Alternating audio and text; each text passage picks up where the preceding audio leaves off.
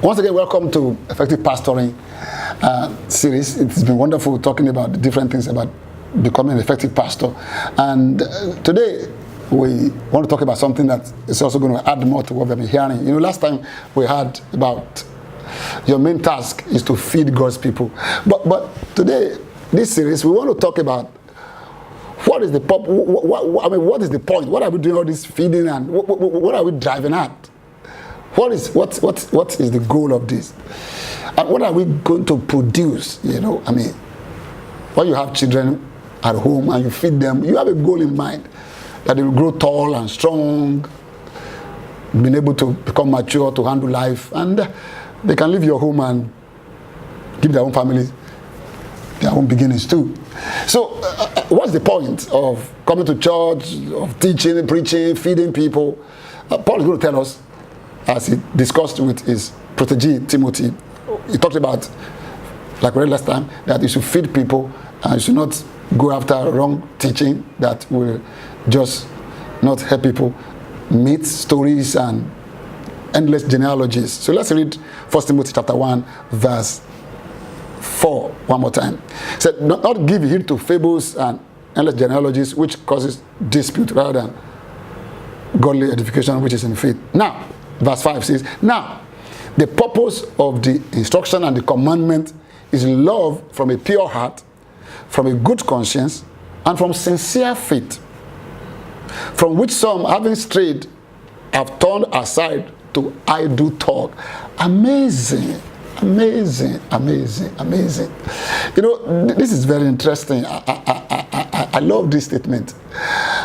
I'm the kind of person who would like to know why am I doing what I'm doing? What is the purpose of all these things we are doing? Coming to church, getting buildings, instruments, and all that stuff that we do. Why are we doing all that? To what end are we actually going? And when we get there, how do we know that we are getting there? What are our parameters that we use to measure this thing called church? So I want us to look at it thoroughly well. And this is it.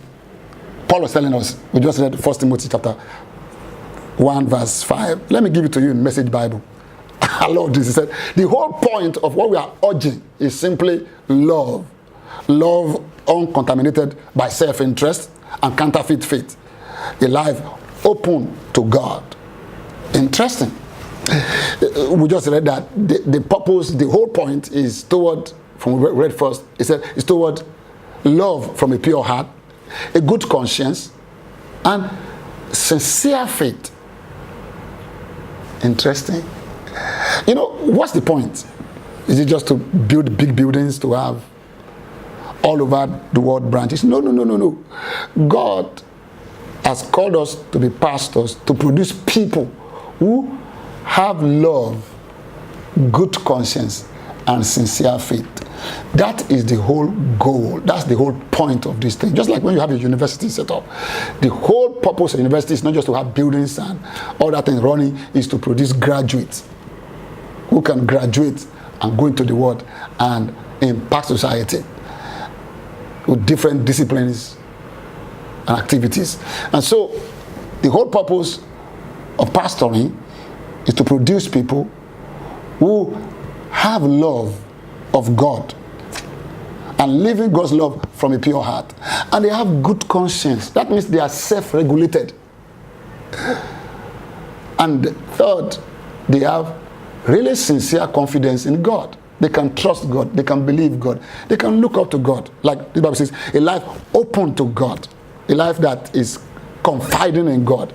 So I want us to look at this. The parameters to measure, the measure of your church is not in the attendance.